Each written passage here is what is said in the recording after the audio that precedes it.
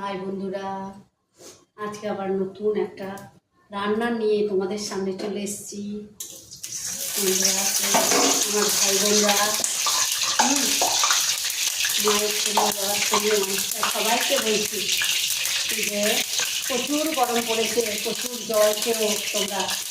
আর তোমরা বাইরে থেকে যারা দেখো, হ্যাঁ, তাদের বলছি না, তাদের ওখানে কেমন গরম না জানি না। এই যে আমার যেখানে স্থান, আমি যেখানে থাকি সেখানে সবাইকে বলছি প্রচুর গরম পড়েছে, তোমরা বেশি করে জল খেও, হ্যাঁ, ভালো থেকো, সুস্থ থেকো, দরকার না পড়লে ঘর থেকে বেরিও না। তা আজকে আবার রান্না নিয়ে চলে এসেছি।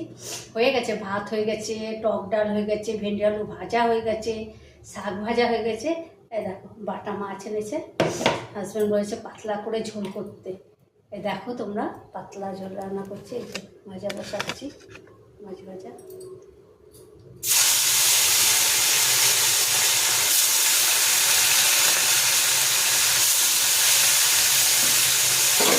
করে হোক, ভাজা হচ্ছে। তোমরা কেমন আছো বন্ধুরা? সবাই এরকম মাছ ভাজাটা হোক, একটু কথা বলি। হ্যাঁ, সারাদিন তো সময় পাই না কথা বলা। তো তোমরা কে কোথা থেকে আমাকে দেখছো কমেন্ট করে জানিও। আর বাইরের বন্ধুদেরও আমার ভালোবাসা রইল, বাইরের বন্ধুদের জন্য, সমস্ত বন্ধুদের জন্য। একটা দুটো না, 52,000 বন্ধু আমার আছে।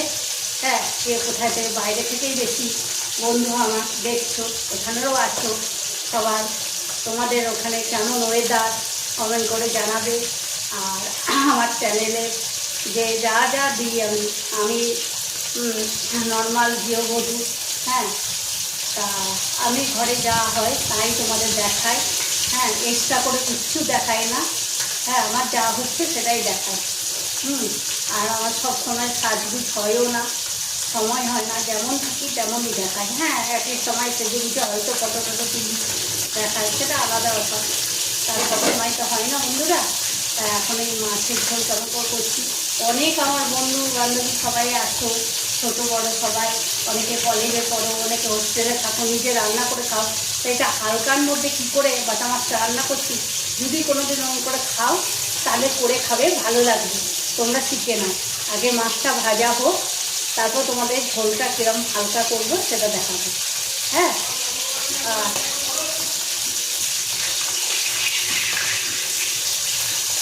এই যে